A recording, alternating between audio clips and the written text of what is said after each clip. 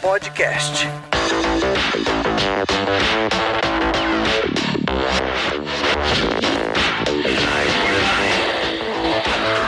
Fala pessoal, Reinaldo Siloto passando aqui rapidinho, só para lembrar que lá no nosso site oficial do TOTUS Developers você encontra muita informação sobre as tecnologias utilizadas dentro da TOTUS, além de muitos links interessantes, inclusive para todos os episódios deste podcast, além do link para o nosso Slack oficial.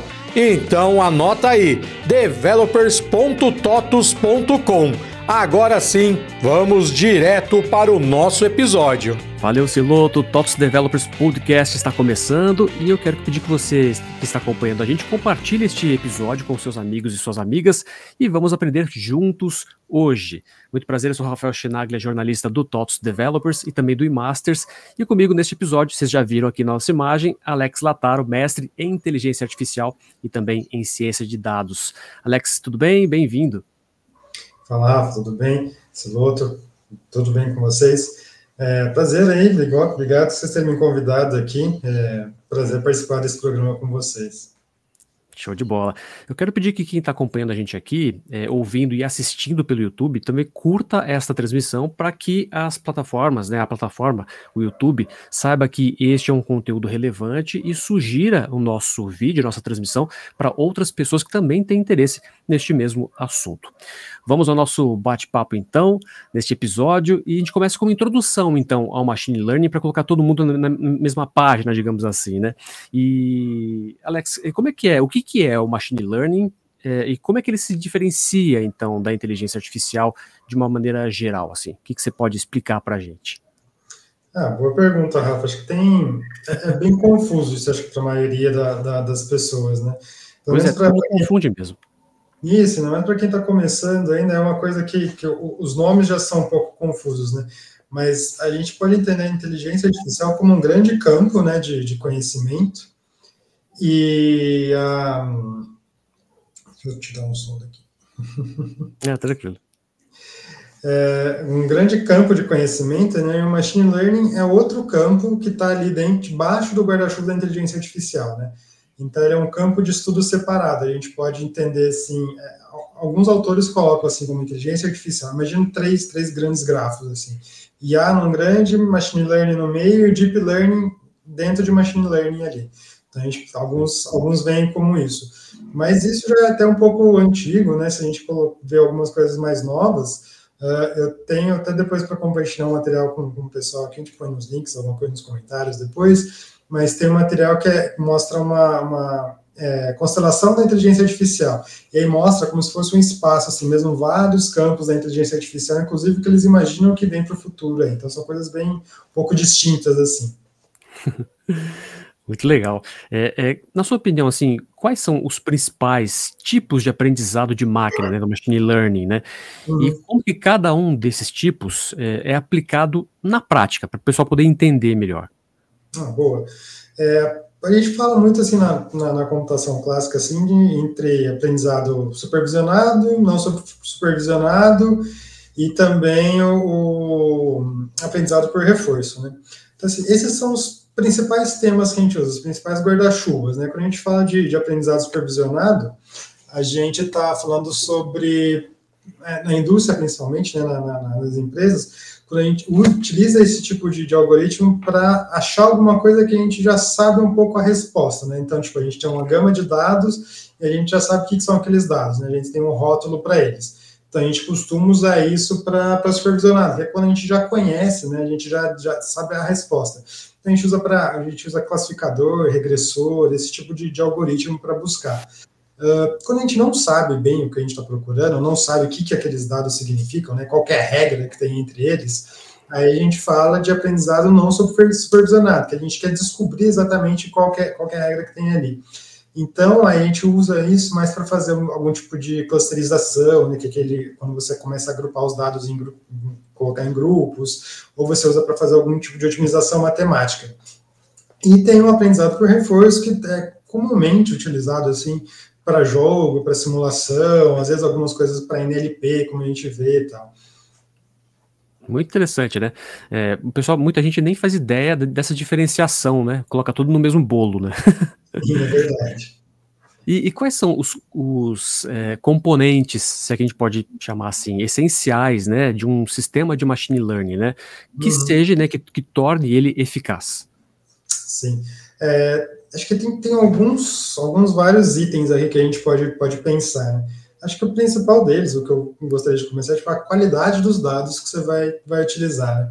Acho que é uma das primeiras aulas que a gente começa, ou a gente dá, ou a gente recebe essa aula, é sobre essa qualidade de dados, né? Um termo que o pessoal usa muito é aquele garbage in, garbage out. Então, se você pode ter um modelo sensacional, entrou algum dado que não faz sentido ali, o modelo não vai saber se faz sentido ou não. Ele vai tratar aquele dado como entrada, vai processar, vai te dar uma saída, né? Então, e aí é o que mora o perigo, né? Você vai ter um modelo rodando perfeitamente, ele não vai quebrar, não vai crashar, não vai dar nada, e ele vai te dar uma resposta ainda. Só que é uma resposta ruim, porque você deu dado ruim. A culpa não é do modelo, é da pessoa que colocou o dado ruim lá. Exatamente. A culpa é nossa. O modelo está aprendendo com as nossas informações, não é isso? Exatamente. E isso é uma grande dificuldade que a gente tem, né? A qualidade de dados, ela infere muito no processo. A gente faz um tempinho que eu não faço esse teste, mas você coloca lá no Google, por exemplo, se procurar cabelos bonitos e cabelos feios e procura imagens, a gente traz cabelos bonitos lisos e cabelos feios encaracolados, por exemplo. Então, ele acabou absorvendo esse preconceito que a sociedade tem. O algoritmo funciona mal? Não, ele funciona bem. O problema é que os dados foram ruins. Então, acho que para você ter um modelo robusto, um dos principais essenciais é você ter uma qualidade de dados até para não transmitir esses vieses, né, que a gente tem. Sim, com certeza. E pode complementar se quiser. Eu ia puxar outros pontos aqui. Você quiser uma coisa desse daí? Não, pode puxar, tudo bem. Em termos de... a gente também tem outros pontos que a gente pode ver para ter componentes, assim, para um bacana de machine learning funcionar, entender qual que é o problema que você está atacando ali. Então, porque, tipo, tem trocentos algoritmos por aí, né? E cada um, né, eles são específicos para problemas distintos, né?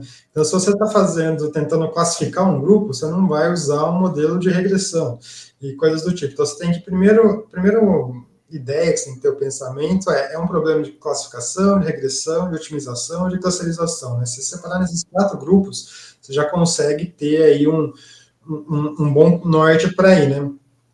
O que mais de ponto bom aqui? Depois que você entende seu problema, aí você vai para o ponto de escolher os algoritmos que você vai testar, né? O meu problema de classificação, eu tenho esse guarda-chuva aqui, esse grupo de algoritmos que eu posso testar. E aí você vem com toda aquela parte, por mais que você tenha bons dados, você ainda vai precisar fazer limpeza em cima desses dados, você vai ter que fazer mineração, você vai ter que criar, às vezes, novas características, né, que a gente chama de engineer, que às vezes não tem, você tem um dado, você tem um modelo que é tudo bem, tudo funciona muito bom, mas aí você tem uma resposta lá muito fraquinha, mas o que eu posso fazer, né? Às vezes você tem que criar novas features em cima dos dados que você já tem, né? Depois disso, você faz ainda...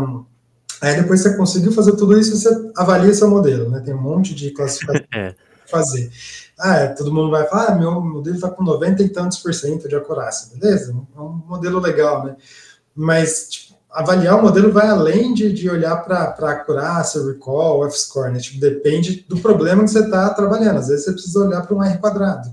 Então, dependendo do problema do algoritmo, é o tipo de teste que você vai fazer em cima dele, né? É assim que você vai medir. O que mais que a gente tem? A gente tem outro componente, né, para ter um sistema robusto, a gente sempre retreinar esse modelo, né? Eu costumo dizer que o modelo tem prazo de validade, né? Principalmente quando a gente fala com modelo que lida com dado de consumidor, por exemplo, né? Que ele desatualiza muito rápido, né? Exato, a gente tem esse comportamento, né, diferente. Às vezes o comportamento que você tem pode ser sazonal, né? Pode ser tipo, você tem um comportamento no inverno e outro no verão. Vamos deixar bem mais didático assim. Mas aí, de repente vem uma pandemia, teu comportamento no inverno e verão ficou mesmo porque você não sai mais de casa. Então o comportamento do usuário, por exemplo, ele muda muito. Então o mesmo modelo que você vai rodando, você começa a colocar mais dados ali, tua coraça pode começar a cair e você nem sabe o porquê, né? Então você tem que estar sempre retreinando e se remodelando, estudando algumas características novas que aparecem. É muita informação, né? Nesse ponto, você acha que a quantidade de temas já está ok? Você conseguiu completar? Acho que sim, acho que são os pontos que eu acho minimamente necessários para a gente ter um sistema que funcione bem. Porque realmente, não só o treinamento, né, de um machine learning deve ser muito mais aprofundado e muito demorado, né, como a quantidade de informações são, sei lá, a gente nem consegue contabilizar, né, milhões de dados, né. Sim, sim. Por exemplo, eu cheguei a trabalhar com projetos, né, que a gente tinha uma quantidade absurda de dados da empresa, era uma consultoria, né? Então eles tinham muitos dados, milhões de linhas lá de registros no banco de dados, que a gente trabalhava em cima. Eles queriam prever abertura de loja e forecasting de quanto aquela loja no Sri Lanka que eles abriam ia ganhar. E com os dados que eles tinham, era ainda assim insuficiente. Eles tinham milhões de dados. O que a gente teve que fazer? Teve que buscar dado fora. Teve que buscar dado aberto de governo, por exemplo, para poder alimentar ainda aquilo que, tipo, você quer abrir uma loja em Pindamonhangaba, mas você não tem nenhuma informação no seu banco de dados sobre Pindamonhangaba. Quantas pessoas tem lá? O que essas pessoas compram? Então, às vezes, mesmo você tendo muito dado, você tem que trazer mais dado de fora ainda, né? Às vezes os nossos dados são insuficientes. Exatamente. E aproveitar que você já deu um desses exemplos mais práticos, né? Eu queria entrar nessa parte prática, então, sobre o machine learning, né? Quais são algumas dessas aplicações práticas que estão revolucionando, então, os diferentes setores? Você citou já um exemplo agora. Tem mais alguns? Tem. Esse foi um que eu trabalhei em projeto já, né? A gente já trabalhou também em projeto de jurimetria, por exemplo, você pegava dados de processos, e aí com esses dados de processos a gente conseguia prever com uma qualidade boa, até, por exemplo, ganho de causa ou não. Isso ajudava a empresa a saber se fazia, né, algum tipo de acordo com o cliente, por exemplo. Mas a gente tem isso, são coisas que são mais batidas já. A gente tem algumas coisas que são um pouco mais robustas, por exemplo. A gente está vendo aí, né, no entretenimento, a gente está vendo a generativa, por exemplo, que não é um machine learning, mas é um tipo de inteligência artificial que está aí, que está revolucionando muita coisa, né? Tipo cinema, música, literatura. Teve greve de ator por conta de uso de IA generativa. Tem livro que você entra lá no Kindle, um monte de livro escrito por ChatGPT. Então, tem arte visual aí, faz uns 2, 3 anos já, né? Ou mais até, às vezes eu fico meio perdido com o tempo. O cara que ganhou aquele quadro maravilhoso que ele fez usando a IA generativa também. Então tem bastante coisa assim legal que tá saindo, né? Que são exemplos de IA. Na indústria a gente tem muita coisa, controle de qualidade, por exemplo, né? Tem uns exemplos que eu vi no simpósio que eu fui, que era por visão computacional. O algoritmo ele pegava, por exemplo, o tipo de, acho que eram limões, se eu não me engano, que iam caindo assim vários. Imagina um silão, assim, caindo aquele monte de limão, tudo colorido lá. Aí ele ia conseguindo separar quais estavam maduros e quais não estavam. Então, tipo, já começa a ter esse controle de qualidade muito mais apurado e muito mais rápido, né? Fantástico. A gente tem finanças, né, forecasting, o pessoal tá vendo, tipo, novas... como é que vai funcionar uma série temporal financeira. Em educação, a gente consegue ver também bastante coisa, até de generativo, o pessoal trabalhando, né, tipo, ajuda o professor a fazer a produção de conteúdo, né, lembrando que a gente nunca pode deixar por conta só de uma IA fazer alguma coisa. Eu acho que nisso tudo, em telecomunicações, a gente tem nessa indústria também, no desenvolvimento de novos dispositivos, acho que a gente está, o pessoal, a gente costuma falar que a gente está vivendo uma era que é a revolução da convergência. Né, que a gente tem aí as redes neurais, né, associadas com IoT e associadas com AI. Então, você tem tudo isso realmente agora funcionando junto. Né? A gente tem ideias de biotecnologia, por exemplo, né, que você tem, tipo, aquele CRISPR, não sei se você já viu. Não. é uma edição genética que é possível fazer por meio de IA, por exemplo. Nossa. Você consegue fazer uma proteína de RNA em laboratório por meio de uma IA, e aí você realmente mudar o DNA de alguém, ou de uma planta, de algum animal. Meu Deus, cara. Onde Então, vamos chegar? Muitos loucas que dá para fazer por aí. Isso usa para nanotecnologia também, que você usa isso, para desenvolvimento de remédio, por exemplo. Né? As pessoas as farmácias estão começando a desenvolver remédios com a utilização disso, por exemplo, dessa edição de proteínas sintéticas, né? Usando algoritmo genético, por exemplo, para ter um remédio com efeito colateral reduzido. Então, a gente tá indo muito longe, assim, do que a gente pode ir, né? Você vê na robótica, robô fazendo cirurgia, etc. Acho que são muito grandes. Pode falar. Isso é meio inimaginável, né? A gente via isso só em filmes de ficção científica, né? A gente imaginava que isso fosse acontecer, mas assim, pelos filmes, né? Mas vendo isso realmente na prática, se tornando realidade, chega a assustar você que é um profissional da área ou não? Porque quem não é da área fica assustado. Eu não sei se assustado é a palavra que eu usaria, assim, mas eu com certeza fico meio estupefato, assim, sabe? Porque se, de repente, igual esses tempos atrás eu vi um vídeo, nem sei se ele é antigo ou se ele é novo, assim, mas era era um exemplo de um robô fazendo uma sutura, por exemplo. Então. E aí que ele fez? Ele pegou só que ele pegou um milho, uma espiga de milho, e aí no grãozinho ele fez um pequeno corte, e aí nesse pequeno corte ele veio e fez a sutura ali com a linha, né? Tipo, na película ela é muito fininha, você fica, caramba. Então, tipo, a gente fica realmente impressionado com o que aparece, né? Acho que fica assustado não, porque a gente espera que essas coisas apareçam, mas quando a gente vê elas ali de fato, você fala, nossa, caramba, tá chegando. Fica impressionado, né? Essa é a palavra. Impressionado, exatamente. Como que o machine learning, então, Alex, está sendo utilizado para melhorar também a experiência do cliente e a personalização de serviços, né? Você citou um desses exemplos de sutura, né?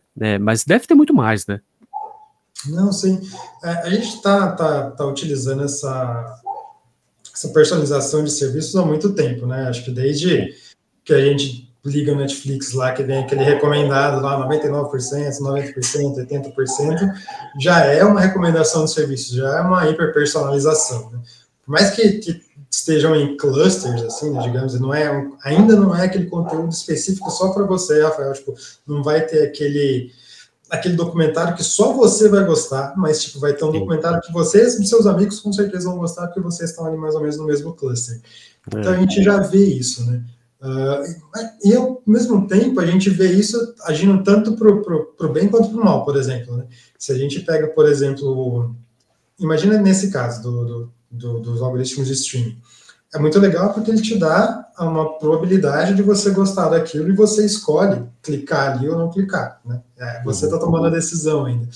Mas quando você entra em, por exemplo, algoritmo de rede social, que, tipo, depois de um vídeo você vai e tem outro, você não está escolhendo o vídeo que você quer assistir, ele já está te indiciando a assistir aquele próximo vídeo, aquele próximo, e isso faz com que ele realmente se alimente de novo e faça com que você fique viciado naquele tipo de vídeo, não necessariamente que você goste daquele tipo de vídeo, né? Então tem, assim, coisas que são perigosas, né? Até, tipo, acho que o TikTok, acho que ele usa isso muito bem, assim, dessa maneira de prender o usuário nessa indicação de vídeos, assim, fica muito seguro. É curioso você falar sobre isso, porque, por exemplo, quando não existia redes sociais, era só a mídia mais vista era a televisão, a TV fazia o mesmo esquema, né, o mesmo modus operandi de colocar o que ela queria que você assistisse, que você não tinha opções, né? Então você assistia. A rede social está fazendo, em partes, a mesma coisa, colocando no TikTok, Instagram, enfim, coisas para aparecerem para você sem você escolher. A única diferença é que você pode mudar de rede social, né? Ou passar o vídeo para cima, enfim, mudar o vídeo. Mas assim, acaba sendo, com as devidas proporções, algo bem similar. O que você acha? Sim, eu acho que Mas eu acho que, agora um brainstorming total aqui, enquanto você tinha o controle, né, da televisão, digamos assim, que você conseguia trocar de canal, você não conseguia trocar de rede social, igual você falou, mas tipo, era alguma coisa, um programa de TV, ele te demandava um pouco mais de tempo ali para passar. Agora os vídeos são muitos, então tipo, eu não gostei, mas tipo, logo tem outro, tipo, nesse movimento tem outro, nesse movimento tem outro. Né? E isso aqui é algo até que foi estudado, né, tipo, nos estudos de neurociência, que fala que esse movimento repetitivo que a gente faz, ele é aquele movimento também que já vem associado desde o caça-níquel. Então, tipo, é um movimento que a gente, quando faz isso, você ganha uma recompensa. Por isso que o feed é infinito, porque, além disso, ele faz você, pelo movimento mecânico, não só pelo conteúdo, te prender ali. Então, já é um estudo um pouco mais elaborado que o que a TV tinha, para te deixar um pouco mais ali, não vou falar viciado, mas fixados naquela região. Mas é quase um vício mesmo, porque assim, mexe com a dopamina, né, com o córtex frontal, enfim, tem muito disso também, de você ficar viciado naquilo, e só essas coisas rápidas que te satisfazem. Se você pega uma coisa que é mais demorada, você não tem mais paciência de assistir, né? Exatamente. Enfim. É complicado isso, né? Então, você perde um pouco desse tempo, você pega o imediatismo, né, que é até uma dificuldade que as novas gerações estão sofrendo muito, inclusive quando vão para o mercado de trabalho, né? Porque ela está acostumada com aquele imediatismo da rede social que não se corresponde no mercado de trabalho. Exatamente. E quais são, na sua opinião, os principais desafios, né, enfrentados pelas empresas que querem integrar, então, o machine learning nos seus processos, diante de todas essas novidades, enfim? Eu acho que, do mesmo modo que eu falei antes, que tipo, um dos principais componentes que a gente precisa ter para ter uma solução que funcione bem é a qualidade de dado. Aqui a gente também precisa ter, as empresas sofrem hoje com a má qualidade de dado. Não tem uma cultura muito data-driven, assim, tipo, com dados bem feitos, nem sempre todo mundo guardou os dados da melhor maneira. E aí só guardou. E de repente, nossa, olha, você tem uma mina de petróleo. Nossa, eu tenho? Eu vou usar, mas aí tá tudo espalhado, você não sabe o que faz, perdeu, não tem... Desorganizado, né? Não tem linhagem. Então, esse é um grande problema que as empresas têm. Às vezes eles colocam, né, você tem todo um processo de um sistema para o dado entrar. Então, tipo, isso cria uma linhagem que ele vai passar de um sistema, de uma tabela para outra, uma transformação aqui, outra lá. De repente, tipo, as pessoas estão colocando coisas direto no banco de dados, você não sabe de onde aquele dado veio, só o cliente pediu, tá aqui. Então, tipo, isso atrapalha muito os projetos de machine learning. Acho que também pressão por produtividade, né? Você tem muito hype, né? Tipo, a pessoa tá usando IA, tá usando IA generativa, não sei o quê, vamos usar também. Não é esse algoritmo, mas a pessoa, não, mas a gente precisa usar, tá? Então essa pressa pelo hype, essa pressão por utilizar, para não ficar para trás, né? Para a empresa não se sentir muito para trás, é um problema também. Às vezes nem é um... Pode falar. Pode falar. Não, que eu ia falar que às vezes nem é uma IA raiz, digamos assim, mas eles colocam algum elemento de IA só para dizer que também tem um serviço de IA para não ficar para trás, né? Como você explicou. Tem muita coisa nesse tipo também que acaba utilizando, porque a palavra inteligência artificial ela traz um fetiche tecnológico, assim, né? Então, quando você fala para que a sua empresa está utilizando, parece que você colocou ela num patamar um pouco acima da concorrência já. Então, sim, acaba sendo, né, um commodity já, ter IA nos seus produtos, né, ser obrigado a ter. E acho que o outro problema que tem também, Rafa, nessa parte que o desafio que as empresas utilizam, né, é identificar quando que a IA está errada, né? Porque às vezes você vai, colocou um dado, foi o que a gente falou, colocou um dado, processou, não quebrou, não fez nada, saiu uma resposta. Aí você vai em cima daquela resposta, daquele insight, e aí você começa a ter prejuízo. Você não entendeu por quê? Porque aí ela não tem assim, eu acho que vai também certo, eu acho que não tá. Dependendo do dado que você entrar, vai te dar 90% de acurácia. Mas 90% de errado que tá errado, né? Então não tem muito o que fazer. Eu até brincava, falava que o pessoal que eu utilizava, no comecinho, né? Agora esses chats de generativa melhoraram bastante já, mas no começo era tipo um mansplaining lá, né? Do tipo, ela erra com certeza, assim. Então não tem nem dúvida que ela tá errando, você acredita? Não, é isso. Meu Deus, né? Eu queria partir agora para uma parte da nossa conversa sobre o futuro, então, do machine learning, né? A gente conversou bastante sobre como que está nesse momento o cenário, quais as situações atuais, onde está sendo utilizado, e para o futuro, né? Quais são as tendências emergentes, a gente pode dizer assim, né, em machine learning, que a gente deve esperar nos próximos anos? O que você tem visto aí nos seus estudos? Cara, eu acho que muita coisa vai vir ainda com realidade sintética, assim, né, que é essa mistura de trabalhar com dado real, dado fake, dado sintético, né, não fake, tem uma diferença aí. Tem. Você trabalhar com por exemplo, não dá para falar que um quadro pintado por uma pessoa que usou IA não é arte, né? Então, tipo, a gente tem que começar a trabalhar com essa parte de realidade sintética, por exemplo. Uma música feita por IA não é arte? É música também. Né? Tipo, do mesmo jeito que um músico usa uma guitarra, um programador usa um algoritmo e ambos fazem música.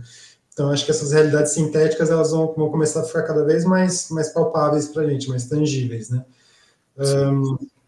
Tem um filme até legal, um pouco antigo até sobre isso, chama Congresso Futurista, que é uma atriz que ela vende o direito de imagem dela, e aí tipo, tem todo, e ela nunca mais, o objetivo é que ela nunca mais atue, e só a imagem artificial dela que vai atuar por ela dali para frente. Então, tipo, tem coisas assim que talvez comecem a aparecer, talvez fiquem um pouco estranhas. Acho que outra coisa, comunicação interespécies, eu acho isso um tema muito legal, assim, que já tem, né, há algum tempo, que é uma área de IA que chama Animal Computer Interaction, né, que é a interação do animal com o computador, e tipo, ensinando eles a fazerem coisas cotidianas, assim. Mas já tem alguns estudos que estão tentando passar até para eles fazerem linguagens, assim, conversar com humanos. Eu vi um cachorro, por exemplo, que tinha já um vocabulário de 50 palavras, assim. As letras ficavam espalhadas no chão e ele ia pisando e escrevendo a letra para fazer para formar uma palavra, para fazer o que ele queria fazer xixi, por exemplo. Nossa, que incrível, né? É inimaginável, meu Deus. Legais apareceram, né? Tipo, eu acho que depois eu tenho um pouco mais palpáveis, como medicina preventiva, né? A gente vai ajudar muito no diagnóstico, a gente vai ficar menos, né? Essa hiperpersonalização que a gente estava comentando dos algoritmos de sugestão, então acho que tem bastante coisa que pode vir aí, né? Essas são, assim, mais palpáveis, eu acho que os próximos anos acho que são mais tranquilos de aparecerem, assim. Que pode se tornar realidade mesmo, né? Sim. E com relação ao que o machine learning pode contribuir para a sustentabilidade, que é uma preocupação, né, da nossa sociedade atual, né? Não digo sociedade Brasil, mas o mundo de uma forma geral, né? E para resolver problemas globais também. Quais seriam essas contribuições nesse sentido? Sim. Cara, eu acho que vai ajudar muito, lembrando daquele tema que eu falei antes, né, da revolução da convergência, por exemplo, que é IA, IoT e tudo mais. A gente pode começar a pensar em mobilidade urbana, que muito já se fala sobre, né, há muito tempo, cidades inteligentes, mas ainda não saiu muito do padrão. A gente vê alguns exemplos bem-sucedidos, mas acho que agora ela vai começar a ficar um pouco melhor, né? Acho que a ideia um pouco dela é ter uma cidade um pouco mais sustentável, né? A gente fala sobre economia compartilhada, por exemplo, é algo que se fala. Isso em termos, uma economia compartilhada em termos mundiais, você já pode começar a pensar. Você vê que tem vários países já conversando sobre, por exemplo, diminuição de jornada de trabalho, né, de 5 para 4 dias. Por quê? Está aumentando a produtividade. Vai chegar um momento que essa produtividade talvez ela não precise. Não vai falar que nunca vai crescer, né? Que eles sempre querem que cresça mais. Mas diminuir um pouco a necessidade de ter um profissional ali alocado o tempo todo, né? Além disso, o que mais que a gente pode ter aqui? O cachorro está incomodando? Não, tá de boa. Então, beleza. O que mais que a gente pode ter? Em termos de finanças, a gente tem um outro termo que chama e-citizenship, que é tipo uma cidadania eletrônica, né, que é tipo, você é responsável pelo dado que você produz ali, seja onde for, não só aqui, né, tipo, se seu dado, seu algoritmo causou algum prejuízo em outro lugar, você deveria ser responsável por ele também. Então, tem algumas maneiras de se pensar sobre isso. Que mais? Em termos de sustentabilidade, a gente precisa pensar também, acho que o principal ponto, assim, quando a gente fala de IA, é deixar de pensar em IA como só inteligência artificial e começar a pensar nisso como inteligência aumentada, que o papel dela é deixar a gente com mais poder, assim, uma maneira um pouco mais, dar mais autonomia para o ser humano, para ele trabalhar de forma mais inteligente, né? E a gente tem que se preocupar bastante com esse tipo de coisa, até porque tem alguns estudos que estão saindo aí, por exemplo, que tem alguns modelos que podem colapsar. Então, a gente tem que sempre ir dos dois lados, né, da moeda. Exatamente.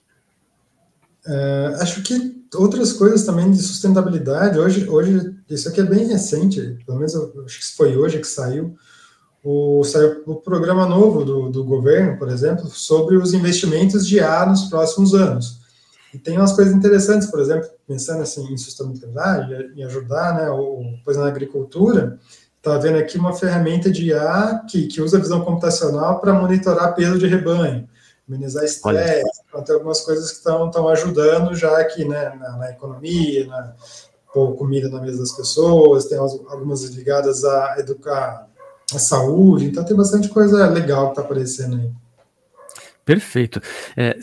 Uma pergunta, você acha que a inteligência artificial, machine learning, tomando a decisão por nós, para facilitar a nossa vida, mas tomando a decisão o tempo todo, com o avanço da tecnologia, corre o risco da gente ficar sem desaprender a tomar decisões? Na sua opinião, o que você acha disso? A gente, no meio que o que é de costume é que não deva ter a inteligência artificial tomando decisão por si. A gente fala um negócio que chama Human-Centered AI, né? Que é tipo, por mais que tenha ela desenvolva uma resposta, quem sempre tem que tomar a decisão em cima daquela resposta que ela tem é um humano. A gente entende que não deva ser substituído isso.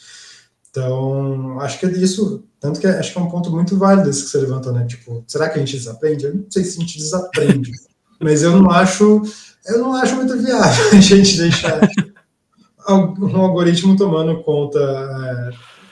decisão por nossa conta, né?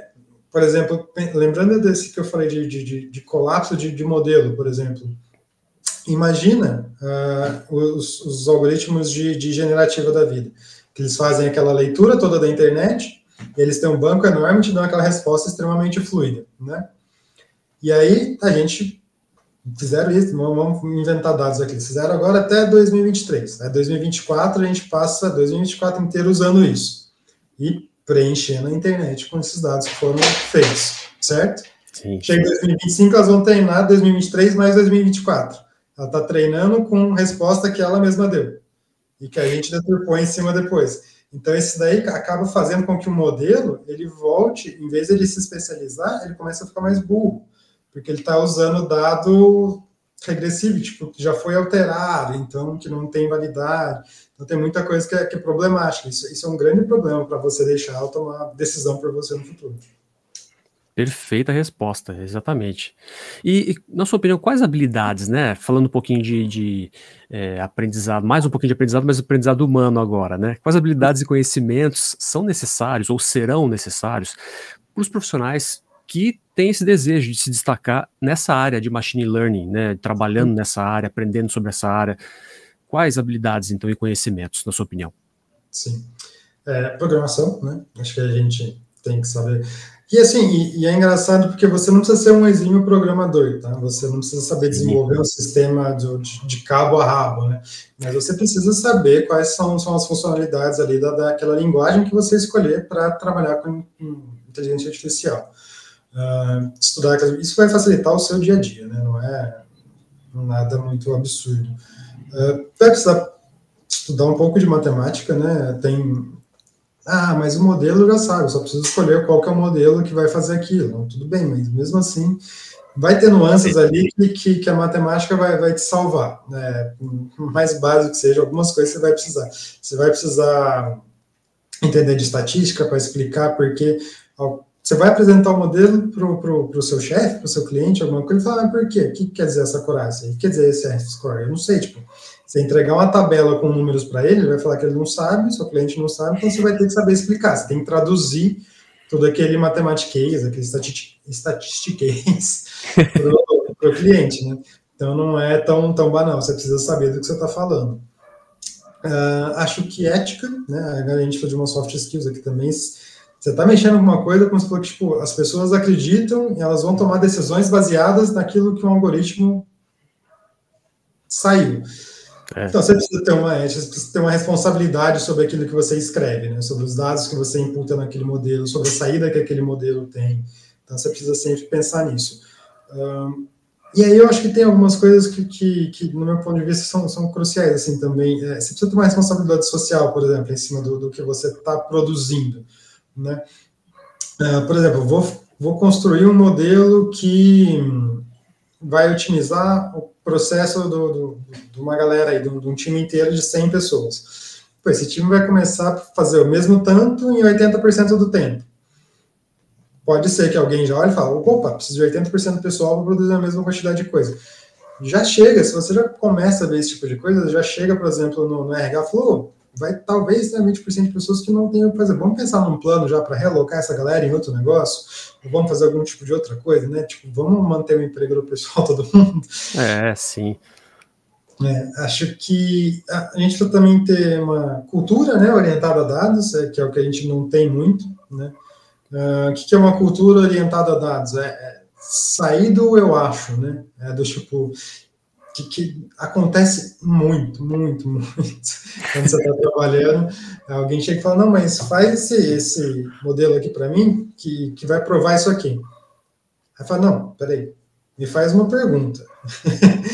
Me faz uma pergunta que a gente vai ver se ela vai ser respondida com sim ou não, né? Então, tipo, tem que tirar isso, eu quero que prove o que eu acho. Não. Tente até ver que é bom você descobrir que você está errado, porque você está tomando decisão errada até agora, baseado no que você acha. Então, tem essa cultura um pouco orientada a dados, aí, desapegar um pouco do eu acho, né? E deixar essa cultura mais centrada no ser humano mesmo, a decisão, todo o feed, né? O feeling, né? Todas essas coisas. Assim. Muito legal. Sabe que você ter dito que precisa de saber muito bem matemática e estatística vai eliminar metade da população já, né? Que, não, que já não leva tanto jeito para essa área, mas quem é da área de tecnologia sabe e gosta, né, dessa área. Alex, quer acrescentar mais alguma coisa antes da gente terminar aqui nosso bate-papo? Não, acho que em termos de IA, acho que a gente já falou aqui. Se a gente tivesse sentado aqui numa mesa de bar, é muito mais longe aqui, mas acho que já tá, a gente já tem bastante assunto aqui. Maravilha, maravilha. Alex Lataro, senhoras e senhores, muito bom, obrigado por compartilhar tanto conhecimento, tanta informação com a gente, mais um episódio, mais um podcast do TOTOS Developers. Pessoal, obrigado pela presença de todos que acompanharam a gente aqui e que vão ouvir e compartilhar esse nosso conteúdo com mais pessoas. Valeu, pessoal, até uma próxima. Obrigado, Alex. Tchau, tchau. Até mais. Valeu, pessoal. Tchau, até mais.